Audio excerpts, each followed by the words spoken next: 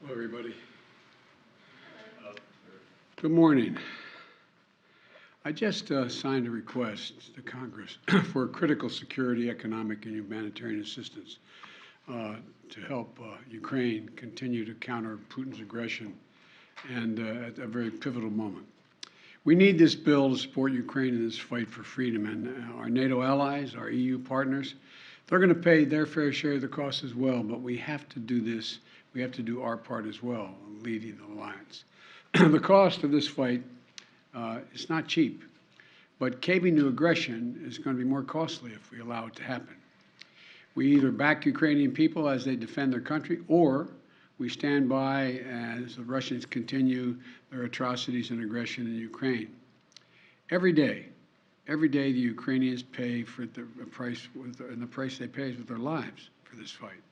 So we need to contribute arms, funding, ammunition, and the economic support to make their courage and sacrifice have purpose so they can continue this fight and do what they're doing. It's critical this funding gets approved and approved as quickly as possible. You know, long before Russia launched its brutal invasion, I made clear how the United States would respond, predicted they would invade, and they surely did. We said we'd not send U.S. troops to fight Russian troops in Ukraine, but we would provide robust military assistance and try to unify the Western world against Russia's aggression. I said I would impose powerful sanctions on Russia and that we destroy this myth that somehow they could continue to move without the rest of the world acting, that we deploy additional forces to defend NATO territories, particularly in the east along the Russian and Belarus borders. That's exactly what we said we would do, and we did.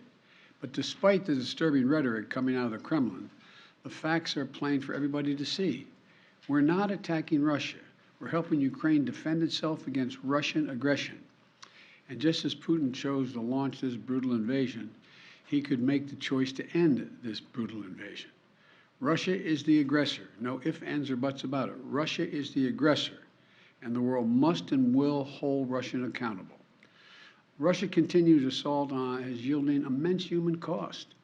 We've seen them leave behind horrifying evidence of their atrocities and war crimes in the areas they tried to control.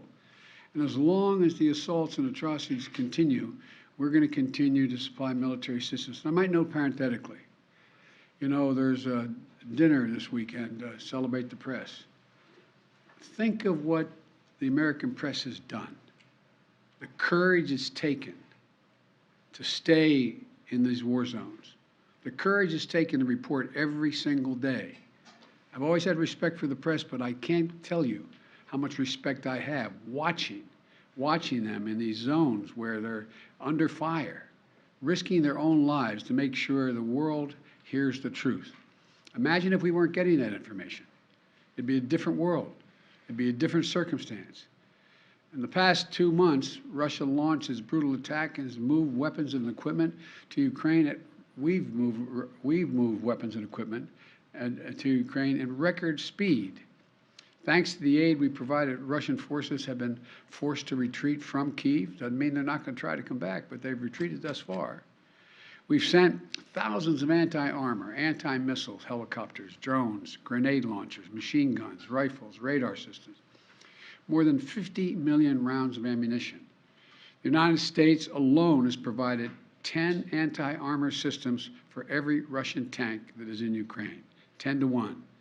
We're providing Ukraine significant, timely intelligence to help them defend themselves against the Russian onslaught. And we're facilitating a significant flow of weapons and systems to Ukraine from our allies and partners around the world, including tanks, artillery, and other weapons. That support is moving with unprecedented speed. Much of the new equipment we've announced in the past 2 weeks has already gotten to Ukraine, where it can be put to direct use on the battlefield. However, we've almost exhausted what we call, the fancy phrase, the drawdown authority that Congress authorized for Ukraine in a bipartisan spending bill last month. Basically, we're out of money. And so that's why today, in order to sustain Ukraine as it continues to fight, I'm sending Congress a supplemental budget request. It's going to keep weapons and ammunition flowing without interruption to the brave Ukrainian fighters and continue delivering economic and humanitarian assistance to the Ukrainian people. This so-called supplemental funding addresses the needs of the Ukrainian military during the critical weeks and months ahead. And it begins the transition to longer-term security assistance that's going to help Ukraine deter and continue to defend against Russian aggression. This assistance would provide even more artillery, armored vehicles, anti-armored systems, anti-air capabilities that have been used so effectively thus far in the battlefield by the Ukrainian warriors. And it's going to deliver much-needed humanitarian assistance as well as food, water, medicine, shelter, and other aid to Ukrainians displaced by Russia's war, and provide aid for those seeking refuge in other countries from Ukraine.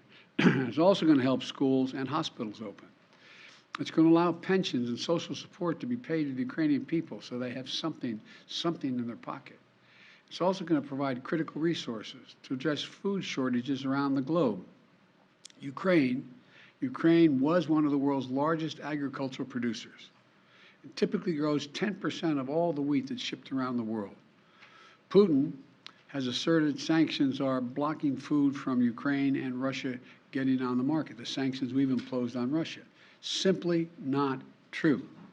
Putin's war, not sanctions, are impacting the harvest of food and disrupting the movement of that food by land and sea to nations around the globe that need it. This funding is going to help ease rising food prices at home as well and abroad caused by Russia's war in Ukraine. It's going to help support American farmers produce more crops like wheat and oilseed, which is good for rural America, good for the American consumer, and good for the world. And this supplemental request will use the Defense Production Act to expand domestic production and the reserve of critical materials like nickel and lithium that have been disrupted by Putin's war in Ukraine and that are necessary to make everything from defense systems to automobiles. And I hope Congress will move on this funding quickly. I believe they will. I want to thank Congress, Democrats and Republicans, for their support of the people of Ukraine. And next week, I will be in Alabama to visit Lockheed Martin plant that manufactures the Javelin anti-tank missile we've been sending to Ukraine, and to thank the American workers, thank them for producing the weapons that help stop Russia's advances in Ukrainian cities like Kyiv. Their hard work has played a critical role in ensuring Putin's strategic failure in Ukraine, and they should know that we know it.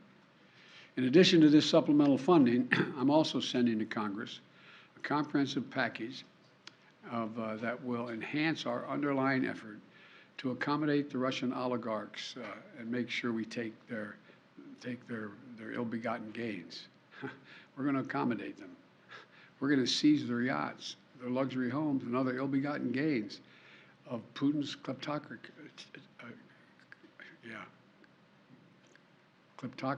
and the guys who are the kleptocracies. But these are bad guys. This legislative package strengthens our law enforcement capabilities to seize property linked to Russia's kleptocracy. It's going to create new expedited procedures for forfeiture and seizure of these properties. And it's going to ensure that when the oligarchs' assets are sold off, funds can be used directly to remedy the harm Russia caused in their help build Ukraine. Additionally, yesterday, Russia threatened two of our allies with a cutoff of energy supplies. While America has ended all Russian fossil fuel imports because we're able to use our vast supply of power in our country, some European countries have faced more challenges in reducing their reliance on Russian fuel. Russia has long claimed to be, quote, the reliable source of energy for the world. No matter what the differences are, their customers are always going to be in good shape. But these actions prove that energy is not just a commodity that Russia sells to help meet other countries' needs, but a weapon we use to deploy against those who stand against their aggression. So let me be clear. We will not let Russia intimidate or blackmail their way out of these sanctions. We will not allow them to use their oil and gas to avoid consequences for their aggression. We're working with other nations like Korea, Japan, Qatar, and others to support our effort to help European allies threatened by Russia with gas, blackmail, and their energy needs in other ways. Aggression will not win. Threats will not win. This is just another reminder of the imperative for Europe and the world to move more and more of our power needs to clean energy. In the United States, we're doing that right now. Last year, we developed more solar, wind, and battery storage than any year in our history, enough to power 56 million American homes. Earlier this month, we acted to bolster the reliance on our nuclear energy facilities, which generates more than half of our carbon-free power. And we're just getting started. I look at this as a serious problem, but also an enormous opportunity, Bottom line, all these actions we've been taking are about the truth, this truth. Investing in Ukraine's freedom and security is a small price to pay to punish Russian aggression to lessen the risk for future conflicts. You know, throughout our history, we've learned that when dictators do not pay the price for their aggression, they cause more chaos and engage in more aggression. They keep moving. And the cost, the threats to America and the world keep rising. We can't let this happen. Our unity at home, our unity with our allies and partners, and our unity with the Ukrainian people is sending an unmistakable message to Putin. You will never succeed in dominating Ukraine. Finally, we're going to continue to deliver critical support to Ukraine. We must also not let our guard down in our fight against COVID-19 at home and abroad. That's why I'm again urging Congress to act on my request for $22.5 billion in emergency resources so the American people can continue to protect themselves from COVID-19. The reason we were so successful in the past is because I was able to work with drug manufacturers to order significant quantities of material we needed ahead of time to get in the front of the line. Without additional funding, we can't pre-order the amount of vaccines we need, and we risk losing our spot in line for vaccines that target multiple variants. We're running out of supply for therapeutics, like antiviral pills that we desperately need. Without additional funding, we're unable to purchase a life-saving treatment for the American people. We've donated more vaccines and treatments to the world than all other nations in the world combined. If the U.S. won't do it, no one else is really going to step up and do it. Without additional funding, the United States won't be able to help stop the spread around the world and close off ongoing sources of the supply chain disruptions. Look, let's get both of these critical tasks done. No delays, no excuses, just action, now. Thank you all. Thank you.